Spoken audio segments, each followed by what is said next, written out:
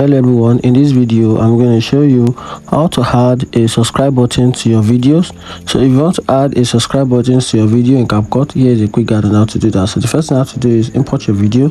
Then now you're about to add a subscribe button. So for you to be able to add a subscribe button, the first thing you have to do is tap on the test icon, which is the test icon right here, which is the A plus. Tap on it.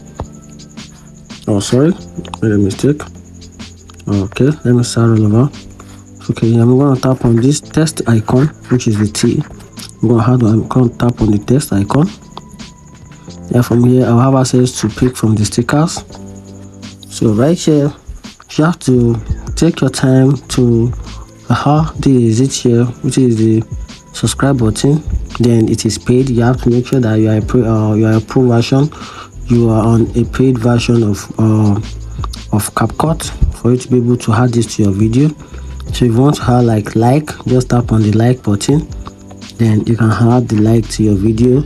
Also, if you want the like, share and subscribe button, just tap on it, then it will automatically reflect on your video.